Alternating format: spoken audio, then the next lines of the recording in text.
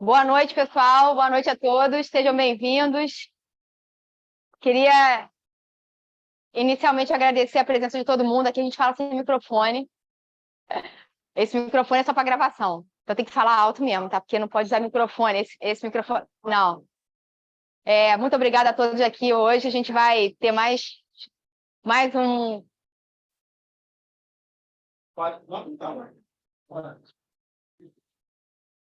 Ó.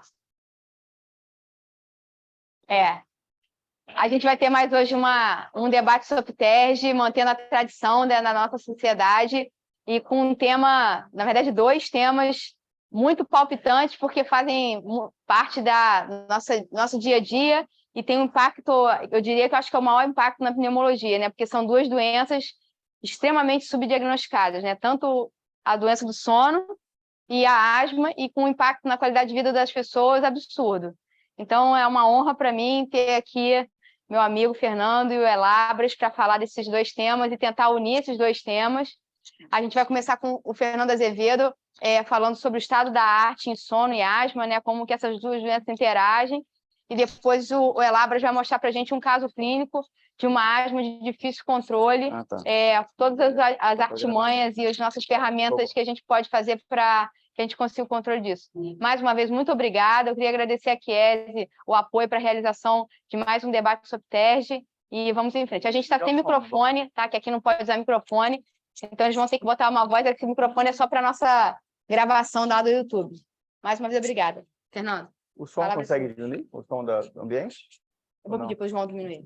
Tá bom. O som ambiente era bom.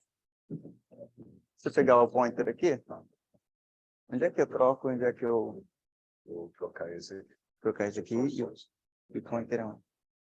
Achei.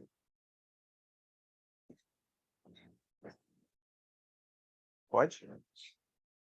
Gente, boa noite. Se alguém não estiver ouvindo, me interrompe. Obrigado, Paulo, pelo convite. Queria agradecer a Mônica, também não está presente, mas obrigado, Mônica, pelo convite, que a gente está gravando. E eu fui convidado aqui para falar sobre a associação entre sono e asma, que, além do que a Paula falou, que são duas doenças subdiagnosticadas, são duas doenças extremamente prevalentes, né? E eu não sei por que subdiagnosticadas, são extremamente prevalentes. E a missão aqui hoje é a gente tentar mostrar evidências, se essas são duas doenças tão prevalentes que se associam somente pelo acaso de serem prevalentes, ou se tem alguma relação bidirecional, fisiopatológica, de interferência entre uma e outra. Tá? Então, a gente vai começar mostrando aqui que a apneia do sono é muito prevalente, mais prevalente do que se falava aí nos anos 90, 2000, que se falava em uma prevalência de 9% em homens, 4% em mulheres. Isso, de vários anos para cá, já tem se mostrado que é muito maior, talvez por conta da epidemia de obesidade, talvez pelo maior diagnóstico dos métodos polissonográficos mais portáteis e com critérios diferentes. Mas, hoje em dia, a gente aceita. Um trabalho publicado em 2019 na Lancet mostrou que, mundialmente, a gente tem cerca de 936 milhões de pessoas no mundo com apneia obstrutiva de qualquer grau, com índice apneia maior que 5, e pelo menos 425 milhões com índice de apneia maior que 15, ou seja, pelo menos a apneia do sono moderada ou grave. Tá? Aqui no Brasil, o estudo mais conhecido, mais falado, é o estudo do Epsono de São Paulo, que mostrou, resumindo aqui, uma prevalência global na população de 33%, ou seja, 1/3 da população estudada tinha apneia do sono. Um pouco maior sempre em homens que em mulheres, e nos Estados Unidos isso variava aí algo também entre 17% e 35%, muito maior do que se comentava alguns anos atrás. Então, é uma doença muito prevalente, talvez seja a doença do sono mais prevalente depois da insônia, né? A respiratória do sono certamente é mais prevalente. E a asma, por sua vez, não estou conseguindo passar.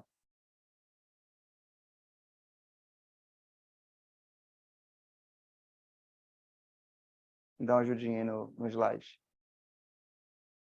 A asma, por sua vez, é uma doença igualmente prevalente, estimada aí num estudo de 204 países, acometendo cerca de 260 milhões de pessoas no mundo.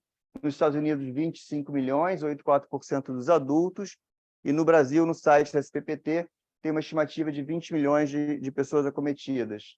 Esse estudo aqui, que foi um estudo nacional, que pegou publicações entre 2003 e 2017, viu que a prevalência era algo entre torno de 10% e 31%, variando um pouco entre as regiões do Brasil, mais prevalente no sul, mas mais ou menos igualmente distribuída nas outras regiões. Então, as duas doenças são altamente prevalentes. A questão são associadas ao acaso ou por mecanismo de retroalimentação. Enfim, desde 2007, o NAEP, né, uma grande publicação de asma, já recomenda avaliar a apneia do sono obstrutiva do sono na asma mal controlada. E no GINA, desde 2014, já existe essa recomendação que a AOS seja listada como comorbidade associada à asma, junto do refluxo, obesidade, rinocinusite, depressão, ansiedade. Então, é uma comorbidade a ser avaliada sempre. E esse overlap entre asma e apneia obstrutiva do sono, ele é chamado na literatura como overlap alternativo, para não se confundir com o overlap apneia DPOC, que é assim chamada pela literatura no meio do pessoal que faz medicina do sono. Então, para mostrar que existe uma maior prevalência, o que é estimado nos estudos é que existe a apneia do sono em 20% a 60% dos asmáticos, e quando a gente fala em asma grave, essa prevalência vai muito mais para cima, 88% em um estudo e 95% em outro, que estudaram só pacientes com asma grave. Viram uma prevalência tão alta quanto esse número de apneia do sono.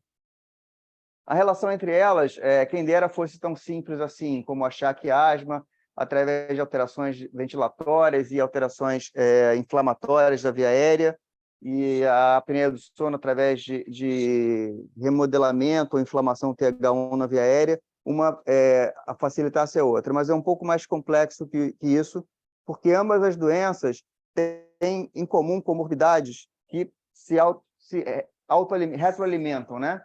Então, a gente sabe que existe em comum entre a asma e a obesidade, entre a asma e a apneia do sono, a obesidade, né? Que, por sua vez, piora a asma promove a obesidade por uso de corticoide e outros motivos, a obesidade promove a apneia do sono também faz o paciente ficar obeso por inatividade, ambas as doenças promovem refluxo, o refluxo piora a asma. Então, tem uma série de comorbidades intrínsecas que levam a essas doenças serem interrelacionadas. Os fatores de risco em comum, então, quando a gente fala de obesidade, a obesidade é conhecidamente um fator de risco para a apneia obstrutiva do sono e também para a gravidade de asma, sendo reconhecido, inclusive, como um fenótipo em separado.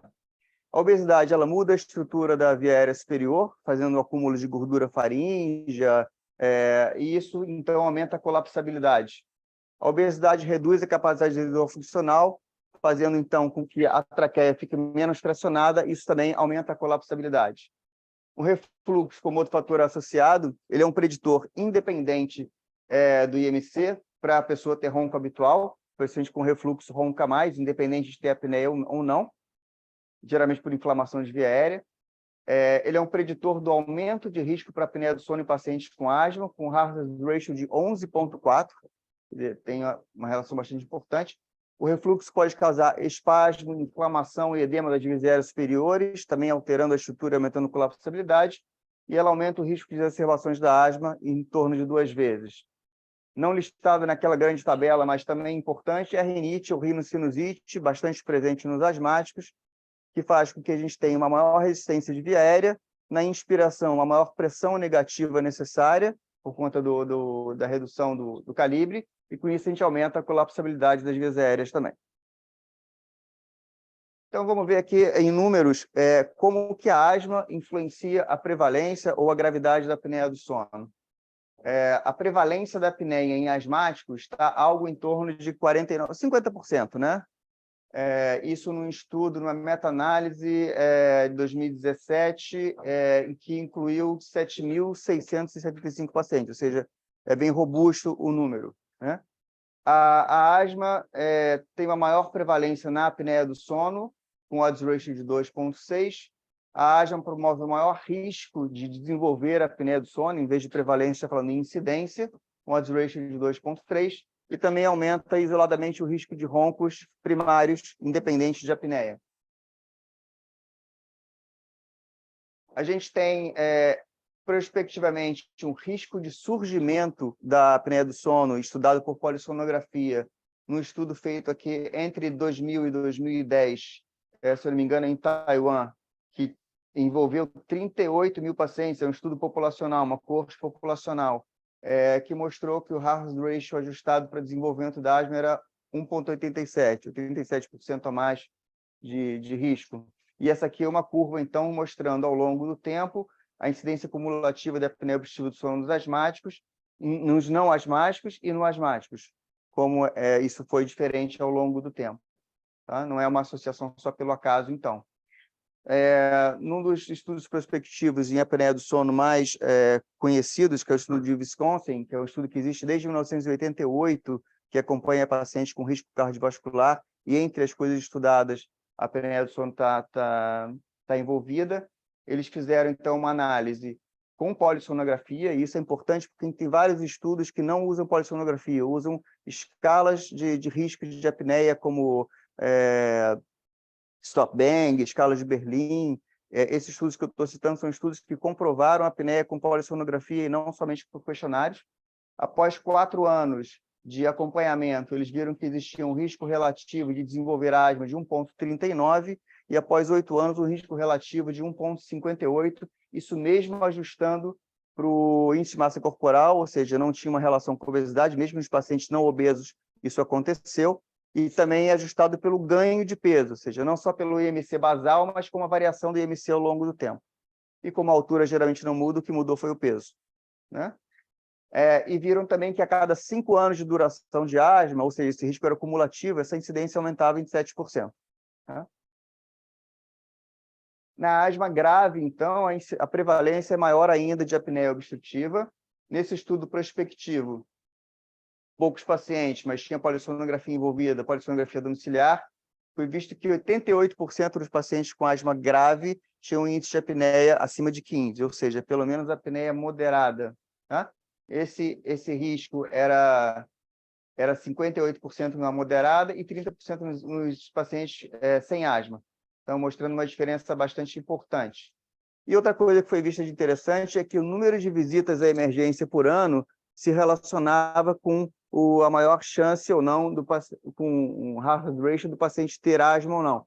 Então, o paciente asmático que tinha até uma visita por ano, ou seja, o paciente bem controlado, tinha menos apneia do sono do que o paciente que tinha 2 ou mais visitas por ano. O paciente mal controlado de asma tinha mais apneia. De que lado que vem essa relação não foi demonstrado, mas provavelmente o paciente apneico exacerba mais. A inflamação de vias aéreas associada à asma promove, então, altera a colapsabilidade da via aérea.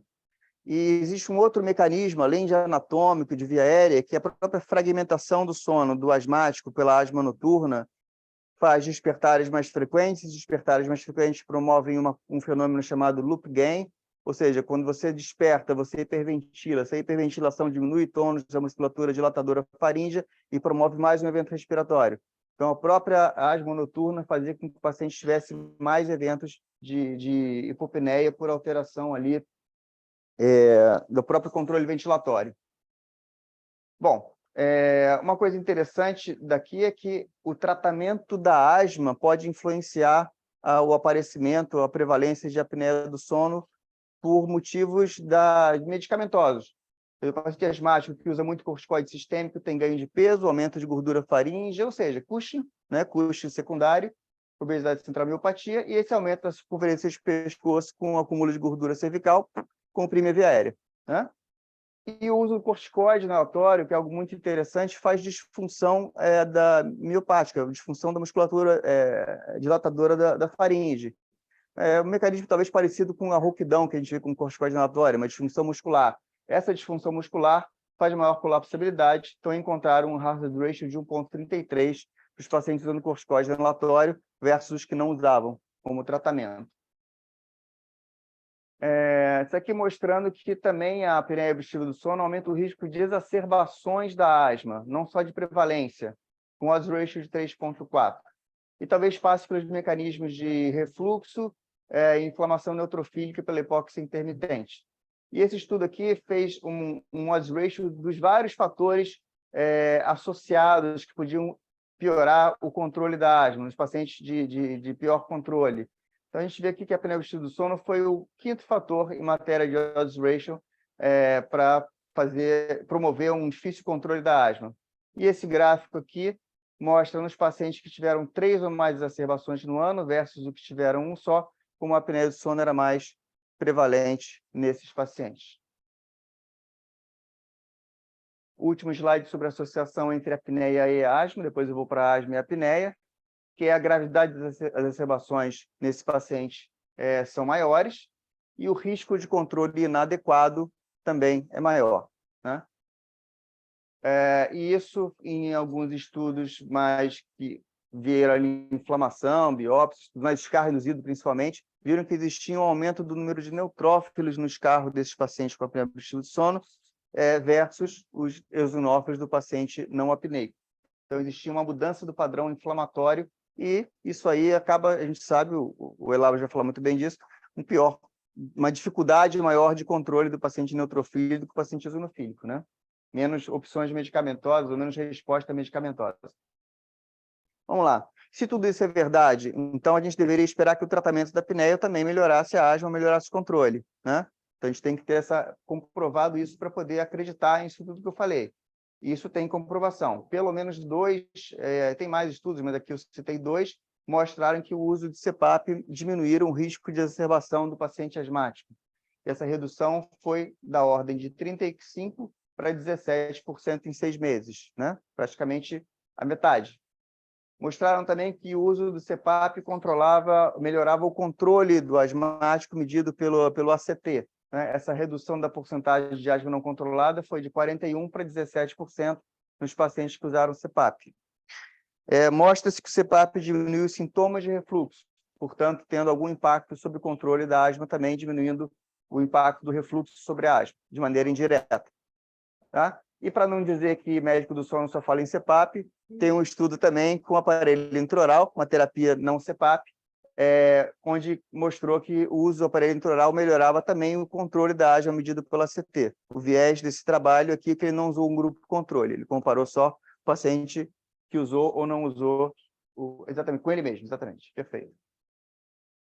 As conclusões, então, que eu deixo para vocês são: a relação entre a asma e o DPOC parece existir não só pela associação ao acaso de 2 doenças prevalentes, mas sim por uma relação bidirecional no qual uma doença agrava a outra. Tá?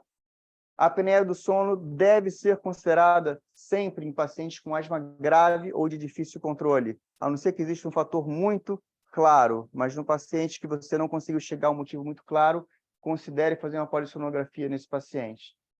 E que o tratamento da apneia do sono tem, sim, o potencial de melhorar o controle da asma. Obrigado a todos.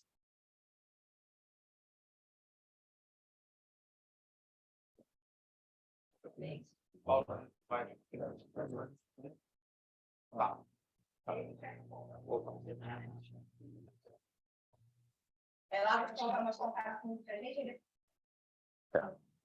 ok. Obrigado. Tem que ser no gogó, né? Vamos lá. Tem que ser no gogó. A voz tem que estar impostada. Não, tudo bem. Fazer de conta que eu estou no anfiteatro lá do fundão, dando aula para os alunos. Pessoal, é um prazer estar aqui com vocês, tá? É muito fácil a gente fazer uma apresentação quando a gente só vê amigo na plateia, né? Então, a gente fica muito confortável. Agradeço a Paula, agradeço a Mônica o convite, né? Na verdade, me pediram para trazer um caso de asma de difícil controle e dar uma panorâmica do problema da asma de difícil controle para vocês. É o que eu vou fazer, tá? Eu tenho a oportunidade lá na UFRJ, tanto na pneumo quanto na imuno, de atender pacientes com asma nas suas diversas gravidades. Tá? E mais recentemente, numa clínica na Lergolate, eu estou atendendo pacientes com asma de difícil controle e asma grave. Ok? Então, eu vou passar um pouquinho de alguns conceitos mais recentes para vocês em relação à asma de difícil controle e vamos ilustrar com um caso. Acho que não está passando. Ah, foi. Bom, que é o pointer, né? Em relação à prevalência, tá, da população asmática no geral, 17% dos casos têm asma de difícil controle. A asma grave, de verdade, tá? A gente vai ter numa proporção de 3 a 5% dos casos. Então, é muito importante a gente saber diferenciar o que é asma grave e o que é asma de difícil controle, porque tem implicações terapêuticas bastante significativas, tá? Esses pacientes com asma grave e asma de difícil controle estão no degrau 5 do GINA. Eles já utilizaram corticoide inalatório em dose moderada, já utilizaram LABA e não tiveram controle da sua asma. Então, vai ser necessário você acrescentar medicamentos adicionais a esse paciente. Bom, e o que o GINA fala em relação à diferenciação de asma grave para asma de difícil controle, tá? Em primeiro lugar, ele frisa que a gente tem que confirmar o diagnóstico de asma, tá? Que às vezes aquele paciente que vem encaminhado como asma não tem asma.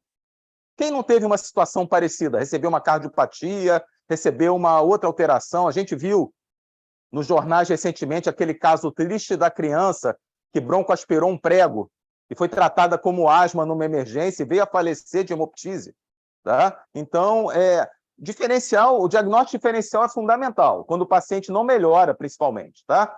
Devemos investigar fatores que contribuem para o não controle da asma, tá? Como o uso incorreto dos dispositivos, adesão subótima ao tratamento, investigar as comorbidades, a gente vai falar mais um pouquinho adiante sobre as comorbidades, tá? Avaliar fatores modificáveis, como o controle ambiental, se está sendo feito de forma adequada ou não, em casa ou no trabalho, se o paciente está utilizando algum medicamento que possa vir a piorar a sua asma, principalmente os beta-bloqueadores, se o paciente não está fazendo uso do corticoide inalatório, mas sim do SABA, o que vem a piorar a sua asma, ok?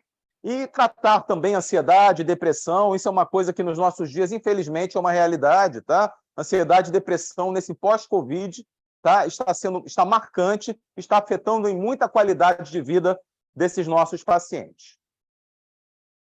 Devemos otimizar o tratamento desse paciente que não melhora, com a educação, otimizar o tratamento, ver se ele está utilizando o dispositivo de forma correta,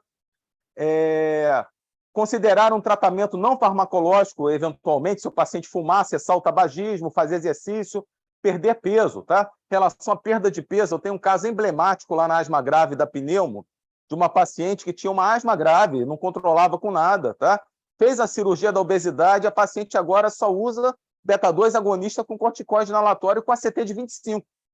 Tá? Foi um tratamento radical da obesidade? Foi, mas controlou a asma dessa paciente. Questão das vacinações, tá? São importantes. Tratar as comorbidades e fatores modificáveis e adicionar tratamentos, como os LAMAs, bloqueadores de receptor de leucotrieno, se o paciente não estiver utilizando. A gente, no final, vai ter uma discussãozinha em relação a essa questão do medicamento adicional, tá? E você também vai ponderar utilizar um aumento da dose de corticoide inalatório, e o GINA deixa claro, por um período de 3 a 6 meses, porque a longo prazo, a dose elevada do corticoide inalatório está sujeita a para-efeitos.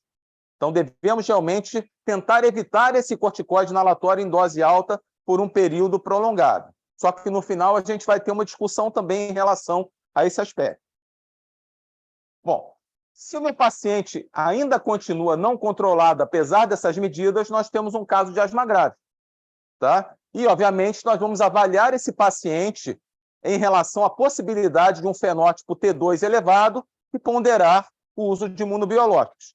Se ele tiver um fenótipo T2 baixo, vamos buscar medicamentos alternativos, como a azitromicina, a própria teofilina, que parece uma fênix, né? Cada hora ela vai e volta. Agora ela voltou como indutora de apoptose de neutrófilos e eosinófilos. Teofilina em dose baixa, tá?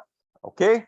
Então, vamos considerar esses tratamentos adicionais. E se o paciente ficou bem, ele provavelmente tem uma asma de difícil controle, vamos tentar reduzir o corticoide inalatório e depois, eventualmente, até tirar as outras medicações adicionais, né? Obviamente, mantendo o LABA e o corticoide inalatório em doses moderadas.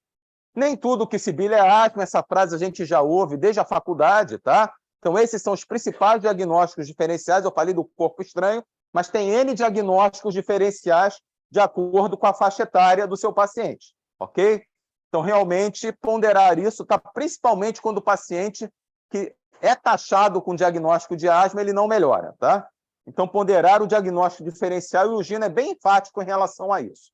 Fatores agravantes: controle ambiental inadequado, exposição ocupacional, sempre atentar para o que o paciente está trabalhando. Às vezes, ele não trabalhava com uma situação de risco, no momento ele está trabalhando. Tá? Então, o risco ocupacional é fundamental na avaliação desses pacientes com asma de difícil controle. Se o paciente fuma, obviamente, por agravo da inflamação, infecções respiratórias vão levar a um agravo da hiperresponsividade brônquica e a necessidade de aumento de corticoide inalatório, com certeza. Obesidade, o Fernando já também comentou com a gente em relação à apneia do sono, idem, tá? Uso de medicamentos que possam agravar a asma, principalmente os beta-bloqueadores, lembrar dos oculares, tá? Às vezes a gente esquece aquele paciente que faz uso de beta-bloqueador ocular e está tendo um agravo da sua asma por conta do beta-bloqueador de uso ocular. Reações a conservantes são mais raras, tá? Mas lembrar que os sulfitos dos vinhos podem estar associados ao agravo da asma, tá? Não adesão ao tratamento, isso é uma coisa muito frequente, principalmente nesse nosso momento de crise econômica, tá? Quando o paciente não consegue pegar o remédio gratuitamente, às vezes ele vai economizar o remédio, vai usar numa dose menor ou não vai usar o remédio. Quem não lida com isso no dia a dia, nos seus ambulatórios e nos seus consultórios, tá? E a questão da técnica inalatória inadequada, que isso é uma coisa que realmente tem que ser checada sempre. E a gente vai ver maneiras de checar isso a seguir, tá? Quando eu falo da questão de técnica inalatória, tá? Eu até perguntei para a Paula se poderia trazer um vídeo engraçado para essa apresentação. Então, como ela falou que poderia ser um pouquinho informal, tá? Alguns já conhecem esse vídeo do House, tá? Que mostra uma paciente usando de forma inadequada o seu dispositivo. É engraçado, é jocoso, mas isso acontece, gente, tá? Então, vamos rever o vídeo para quem não conhece.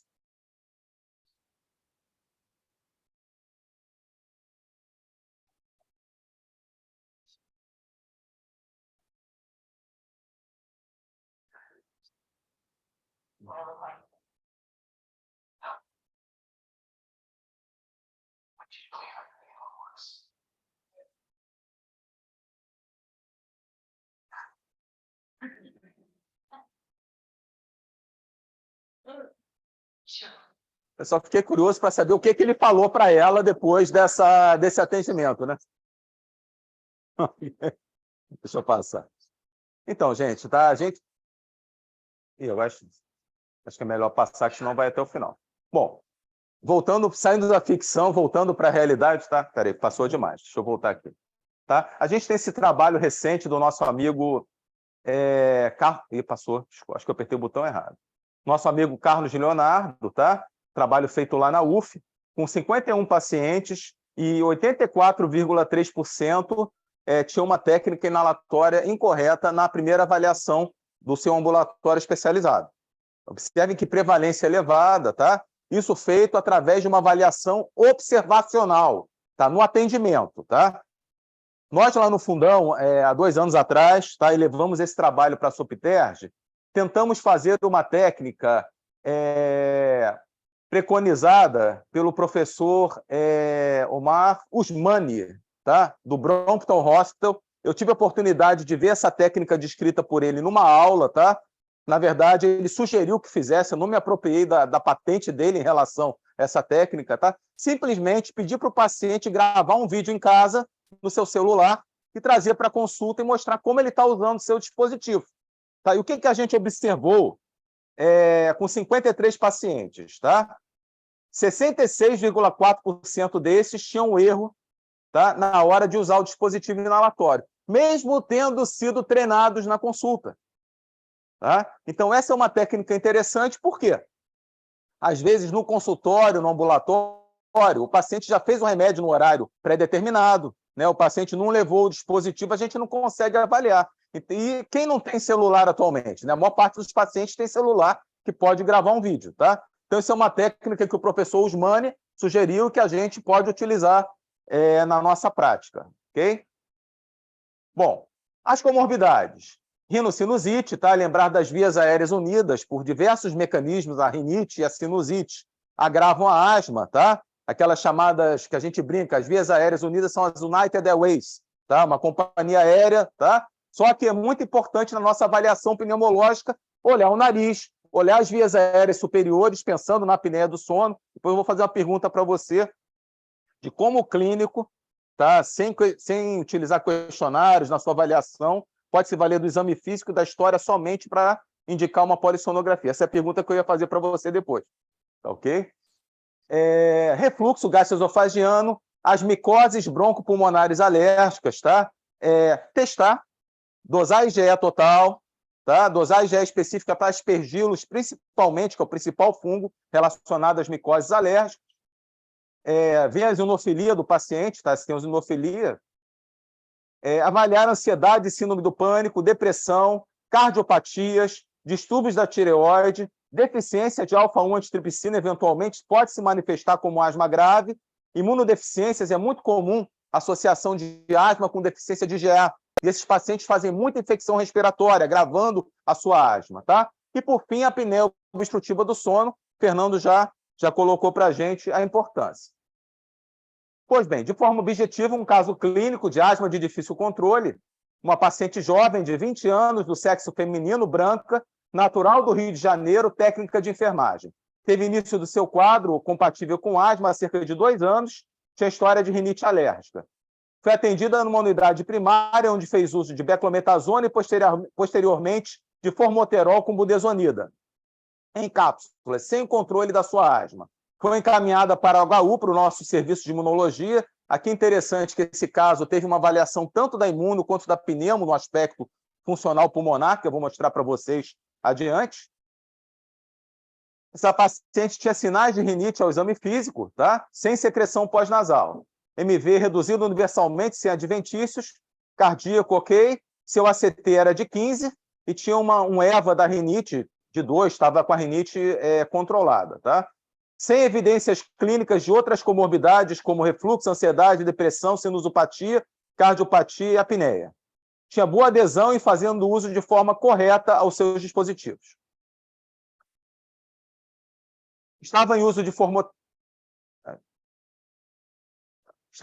formoterol, 12 microgramas com budesonida, em cápsulas de 12 em 12, sendo reduzido o intervalo para 8 em 8, na sua primeira avaliação. Para a rinite, estava em uso de budesonida, 100 microgramas em cada narina à noite. Foram solicitados exames de função pulmonar, laboratório de rotina, EAS, EPF, exames radiográficos de tórax e seios paranasais, testes alérgicos cutâneos com inalantes por puntura. Rastis de tórax e seios da face normais. Os testes cutâneos foram positivos para ácaros, dermatofagoides pteroníceos e Blomia tropicalis, foi negativo para aspergilos, imunoglobulinas e alfa-1 antitripsina normais, IgE total pouco elevada e IgE específica para aspergilos foi negativa. Tinha eosinofilia no hemograma. EAS e EPF negativos e fez a prova de função no IDT. O que nós observamos nessa espirometria? A paciente tinha obstrução com redução de CV e CVF, tá? Tinha uma disfunção avaliada pelo VF1 em grau moderado, com resposta broncodilatadora pela ATS negativa. Pela CI, até que ela teve alguma resposta, tá? Mas pela ATS, em relação a CV, CVF e VF1, foi negativa. Essa paciente realizou uma pletismografia corporal, tá? Que nós observamos aumento da resistência de vias aéreas, principalmente de R-TOT, que sugere um distúrbio de vias aéreas distais, em relação a R-meio, tá? Com resposta broncodilatadora positiva em relação à resistência e condutância, e essa paciente tinha uma CPT normal, com aumento da relação VR-CPT, denotando um aprisionamento aéreo. Essa fase pós-BD aqui foi prejudicada do estudo dos volumes, tá? Então, o que a gente observa nesses achados funcionais? Temos uma paciente que tem um quadro funcional sugestivo de doença de pequenas vias aéreas, que é uma coisa que acontece na asma, uma preponderância da doença de vias aéreas distais, tá? E o que foi feito para essa paciente? Desculpe.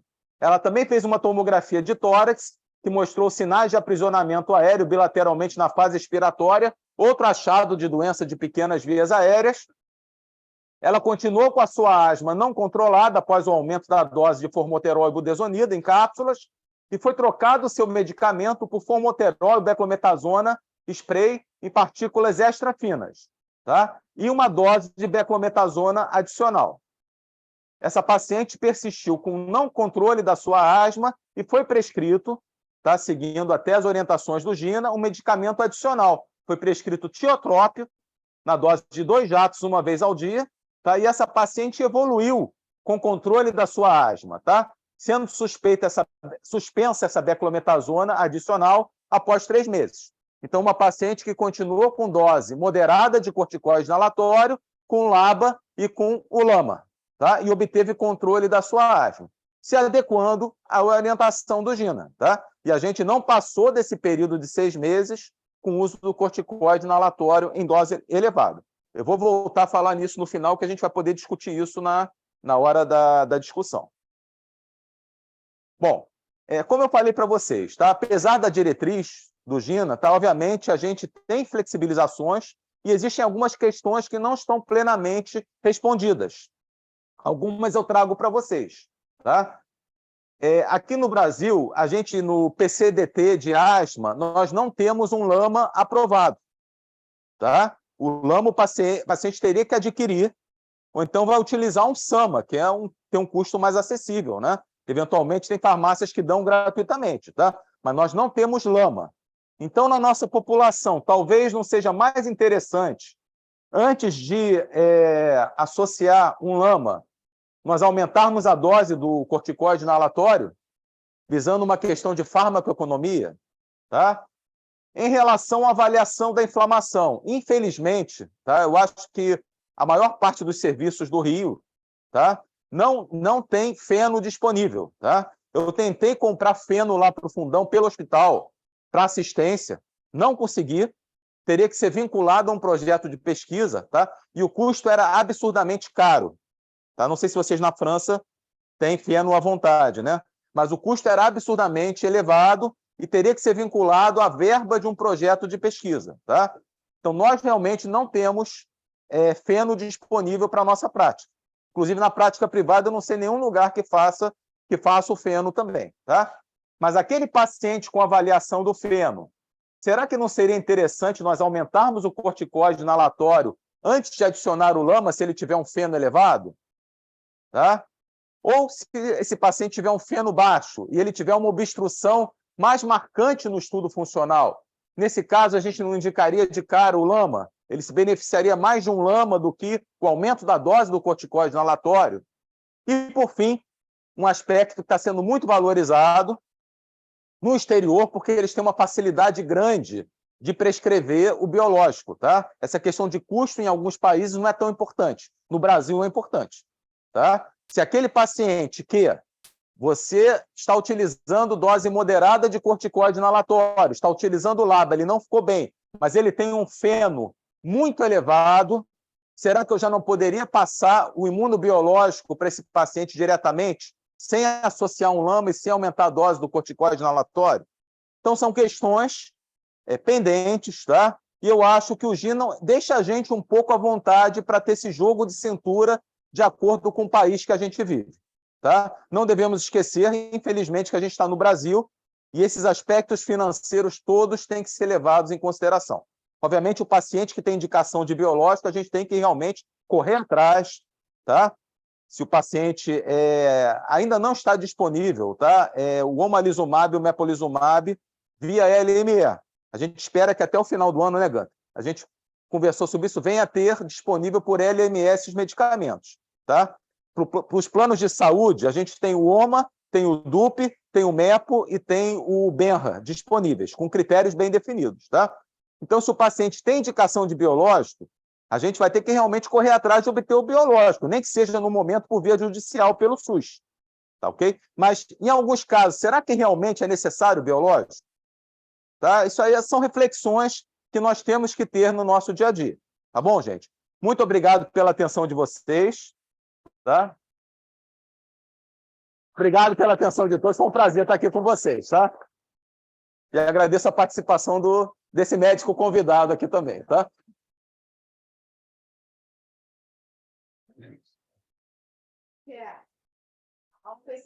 Obrigada, Elabra. Obrigado. Obrigada, desculpa, Sara. Não, relaxa. Alguém quer fazer alguma pergunta? Não, Fernando também. Você não queria fazer uma pergunta para o Fernando? Não, Fernando, justamente isso. Eu estou no meu ambulatório, atendi o paciente, examinei o paciente, exame das vias aéreas altas, colhi os sintomas, perguntei pelos sintomas associados à apneia do sono. Então, eu vou indicar polissonografia, se ele tem uma asma grave, só se tiver evidências nessa história e no exame físico. Bom, a gente tem na avaliação de risco para apneia alguns questionários validados, né? A gente tem muito mais famoso o Stop Bang, o NOSAS, e nacional a gente tem publicado pelo Ricardo Duarte, pelo Flávio, o No Apneia. Todos esses scores, eles têm, além da parte de sintomas, né? O Stop Bang, por exemplo, é o S de snoring, O de observed events, observados, T de tardiness, de cansaço, e o P de pressure, de blood pressure. Mas a gente tem o Bang também, que é tudo objetivo. O B de índice de massa corporal, body mass index, o A de age, de idade, o N de neck circumference, que é o circunferência do pescoço, e o G de gender. Então, esses 4 de baixo são todos objetivos, você não precisa da história do paciente. E o Ricardo mostrou, então, no estudo dele, do No Apneia, que circunferência de pescoço e idade, por si só, já constituíam um score. Ou seja, coisas observadas no exame físico, além da história de perguntar se ele ronca, se ele dorme bem, se ele tem sonolência diurna, se ele sente cansaço, são principalmente validados, bem detalhados. A circunferência do pescoço acima de 43 nos homens, 41 nas mulheres, né? A idade acima de 55 anos, geralmente, né? O sexo masculino é válido como fator de risco, mas isso pré-menopausa, pós-menopausa, a gente tem uma igualação dos riscos de apneia, vai igualando conforme a idade. Idade, gender, que mais? Idade, B. Índice de massa corporal, né? Acima de 30 ou 35 em alguns scores. Então, isso a gente tem de objetivo, que independe de você perguntar, tá? A associação com comorbidades te ajuda mais ainda a você pensar. O paciente hipertenso, principalmente hipertenso de difícil controle, a gente sabe que tem uma associação grande com a apneia do sono, paciente diabético também. E a gente tem dados de exame físico que podem ajudar, além da circunferência do pescoço, tudo, a gente tem a avaliação da cavidade oral, né? Um paciente com retrognatia, independente de ser obeso, um paciente com macroglossia, com uma úvula longa, que geralmente é a úvula do roncador, por mais que o paciente negue que ronque, aquela úvula puxada para baixo é uma úvula geralmente de roncador. Amígdalas grandes ou um estreitamento lateral de faringe são dados de exame físico que te fazem pensar fortemente que o paciente possa ter uma apneia, às vezes não uma apneia grave, mas uma apneia leve, que a gente viu na apresentação que no asmático, mesmo uma apneia moderada, já pode influenciar um pouco no controle, no tratamento e na prevalência. Tá? Então, é isso que eu observaria no ambulatório, no consultório. Tá? Tem que ter a fita métrica no consultório agora. Fita métrica faz parte do exame físico. Você tem que não ter que circunferência abdominal. Vamos falar da barriga. Cervical também. Né? Você mede no pescoço, não, na altura do pomo de Adão, na altura da cartilagem que pode. Tá? Então, é nessa altura que a gente mede. Tá? Obrigado. Mais.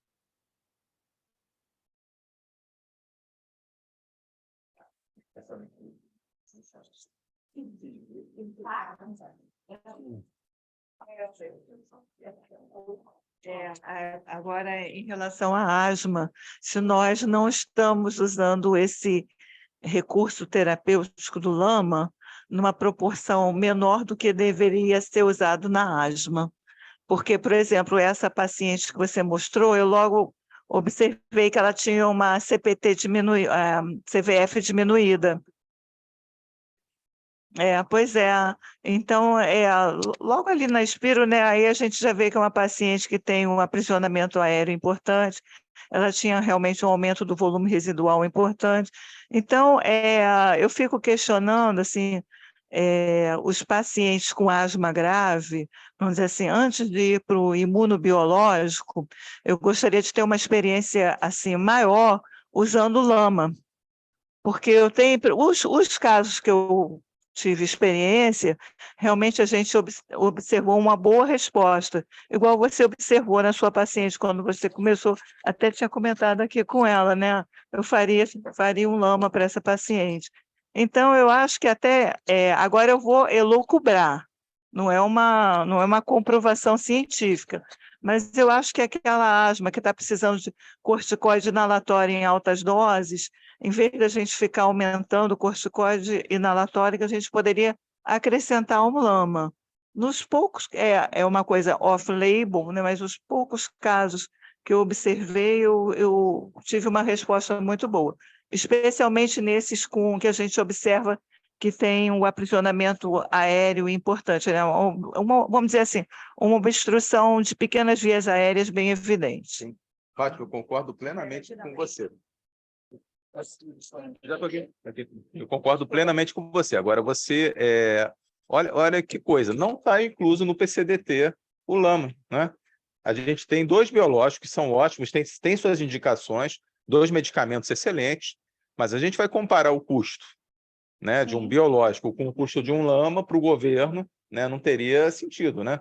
Agora, a controvérsia que tem é essa, quer dizer, aquele paciente mais inflamado se beneficiaria talvez do aumento do corticoide e talvez de um biológico. Aquele paciente menos inflamado, com obstrução, talvez do broncodilatador adicional. Só que a gente não tem como avaliar isso. Então, eu acho que na nossa situação de não ter feno disponível, eu acho que tinha que ter uma regra geral. Você vai tentar um LAMA, se o paciente não melhorar, você vai tentar o biológico. Pode até tentar um bloqueador de receptor de leucotrieno, mas, na minha experiência, a resposta não é tão boa, salvo em algumas situações, como asma associada à aspirina, né? Às vezes na criança, né? Às vezes, pós algumas infecções virais, o antileucotrieno tem um auxílio, tá? Mas eu acho que o LAMA devia fazer parte do PCDT, né? Agora, a gente já teve o PCDT de DPOC, né? Que foi realmente incluso, né, o LABA-LAMA. Só que não entrou o LAMA isolado, entrou o LABA-LAMA, mas já é um grande avanço, né? Por que não no PCDT de asma, na próxima edição, não entrar o LAMA, né? Acho que é uma coisa racional, né, gente? Entendeu? E lá fora também, eu não sei se a questão é tão liberal assim, que o custo do biológico realmente é elevado, né? Então, realmente, você tem que ter bom senso, né? Gente, os biológicos, eu sou totalmente adepto deles, eu passo muito biológico, tá? Só que não é para todo mundo. Tem os casos que tem a indicação específica do biológico, tá? E, atualmente, eu não estou conseguindo passar pelo SUS o biológico por LME, é via judicial. Tá? Tanto o omalizumab como o mepolizumab, que são os que estão no PCDT, ainda está sendo via judicial. E com essa pandemia, foi uma dificuldade enorme conseguir que os pacientes conseguissem acesso à justiça pública, tá? A realidade é essa, tá bom? Mas eu concordo plenamente com você, Fátima, tá? Assino abaixo aí. Fala, Guilherme. Queria perguntar para você também, Alabras, essa paciente que se apresentou é uma paciente que tinha teste de alérgeno positivo para ácaros, e que tinha eosinofilia periférica também aumentada, acho que, se não me engano, IgE aumentada também. Sim. Se você acha que teria valor de fazer imunoterapia nesse caso, se você vê... Não, porque ela não estava controlada. Não estava controlada. Não, tá? A questão da imunoterapia com alergenos na asma, tá? Você pode indicar se for uma asma alérgica, tá? Preferencialmente pacientes jovens, que tem associação com rinite alérgica, a resposta é muito boa, desde que a asma esteja controlada, tá? Desde que a asma esteja controlada. Então, fora disso, você não vai fazer imunoterapia, você vai ponderar o imunobiológico. Então, você acha que esses pacientes, a partir do momento que controlam, pode ser um recurso bom? Claro, você claro. vê eles diminuindo a carga de medicamento? Não, tanto que tá no GINA, né? Entendeu? Realmente a imunoterapia funciona, tá? Agora, para casos realmente com indicação, né? Você não vai passar para todo paciente com asma, né? Pegou um paciente com testes positivos, associação com rinite, história de outras doenças alérgicas, né? Imunoterapia realmente... Até tem trabalhos que mostram que, às vezes, na criança que tem rinite, a imunoterapia pode prevenir o desenvolvimento da asma. Criança que tem sensibilização alergênica, tá? Então, realmente, é um recurso que a gente tem. Tá? Na Europa, já está tendo, inclusive, tá? Isso aí não vai vir para o Brasil porque é muito caro. Tá? É imunoterapia em tablete sublingual. Tá? Só que é caríssimo. Para eles é caro, imagina para a gente. Tá? Então, essa é mais em conta fazer imunoterapia. Lá no Fundão, a gente dá gratuitamente para os pacientes a imunoterapia com ácaros. Ok? E realmente, de qualquer forma, o custo é bem inferior ao que é feito lá fora.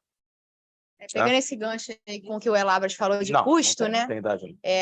A gente, no Pneuma em Rio, recebeu um trabalho da UERJ, lá do ambulatório de asma grave, que eram os pacientes regulados pelo CISREG com asma grave e iam para a UERJ, para o ambulatório de asma grave.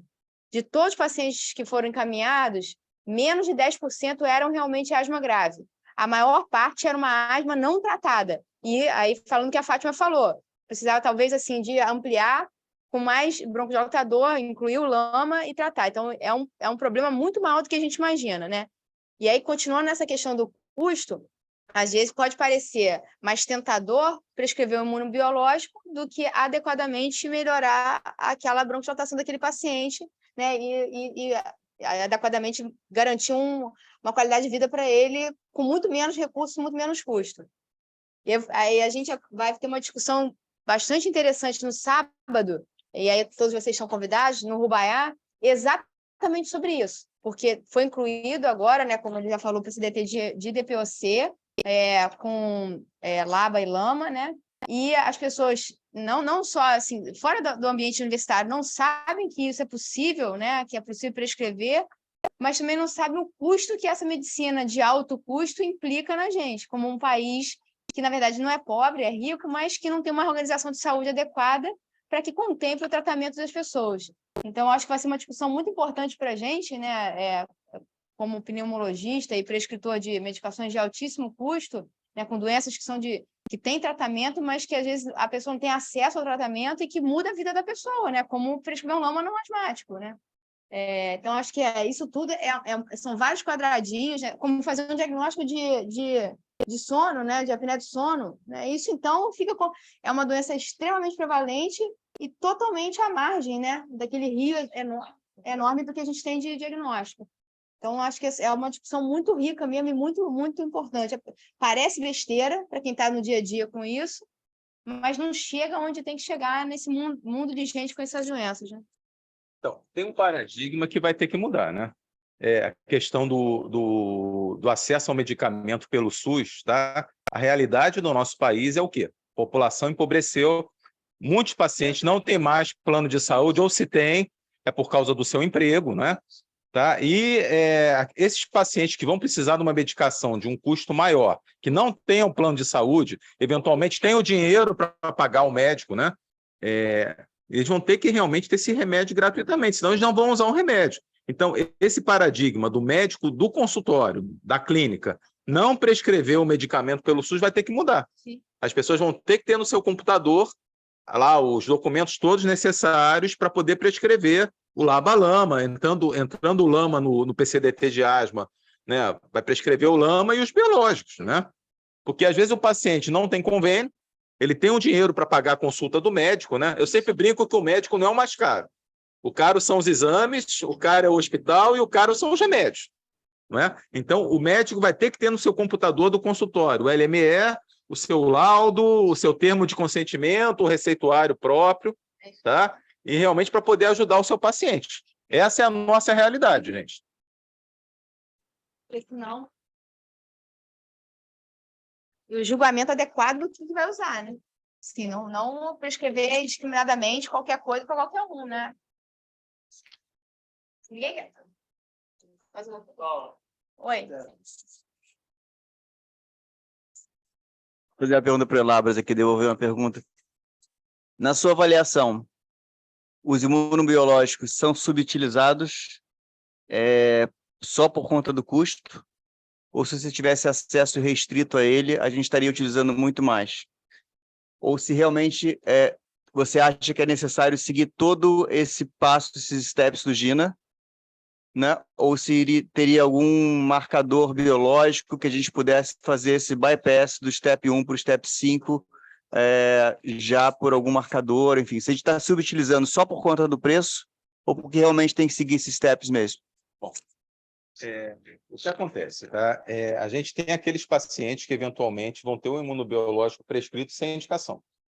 E a gente vai ter aqueles pacientes que deveriam estar usando imunobiológico, que não estão usando e estão com tratamento inadequado, tá?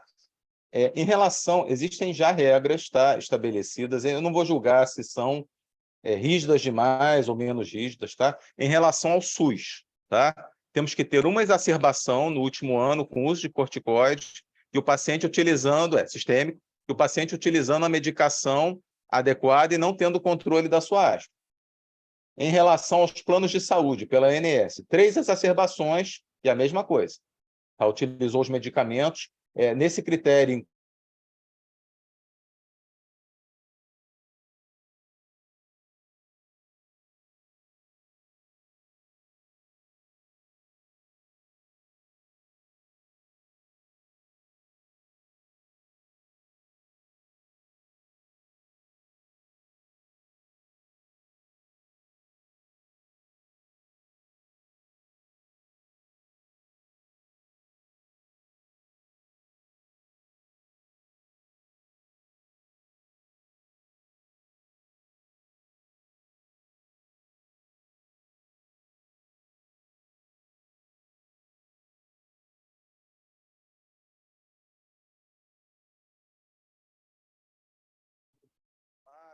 ela foi reduzida para poder se adequar ao SUS.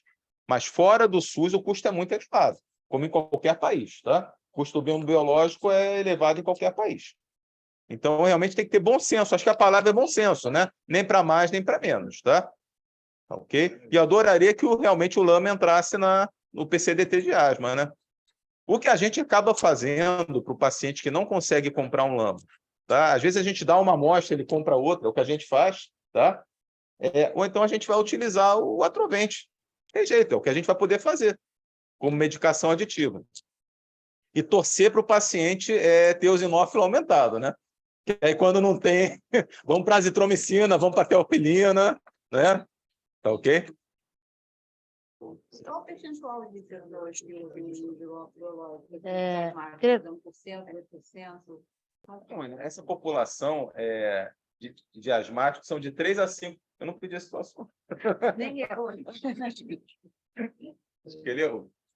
A população de asmáticos graves é de 3 a 5%, tá? De 300 milhões de asmáticos no mundo. Tá? O que acontece? Cerca de 50% dos asmáticos têm asma eosinofílica, alérgica ou não alérgica. Tá? Então, no momento, tá? Desses 50%, desse percentual, são candidatos a utilizar o imunobiológico.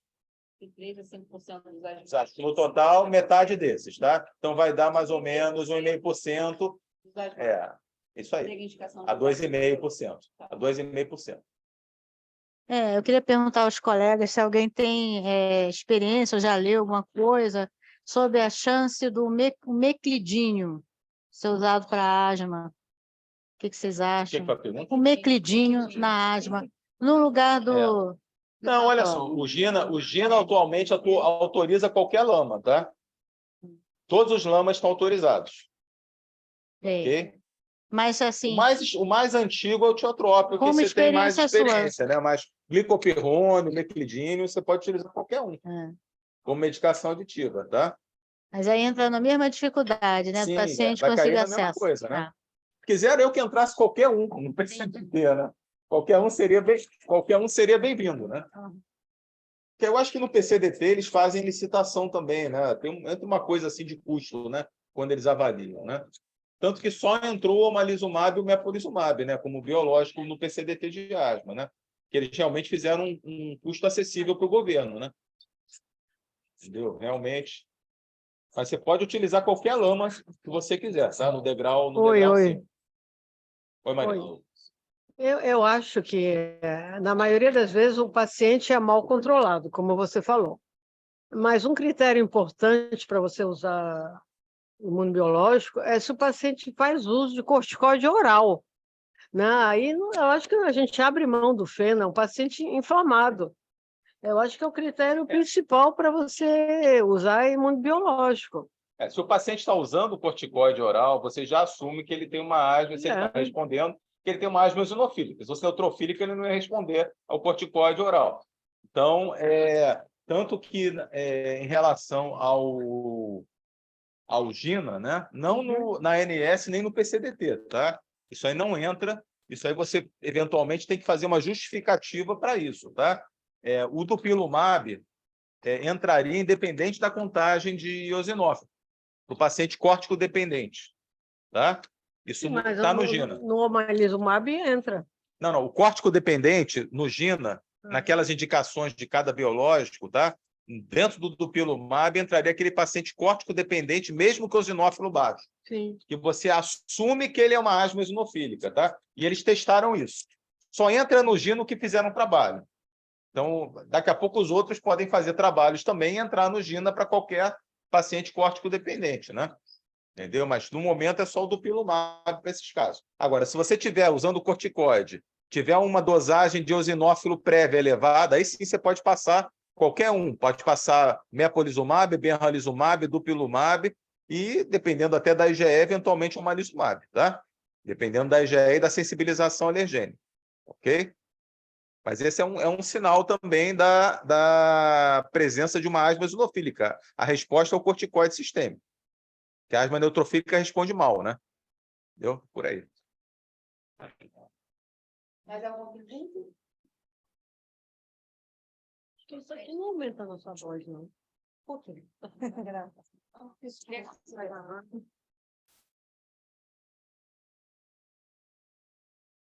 Agradeço a presença de todos, principalmente, né, aos nossos ilustres palestrantes, Labras, Fernandinho. Obrigado mesmo. Mais um debate maravilhoso. E vamos jantar. É igual comer um negócio que esse vinho aí já...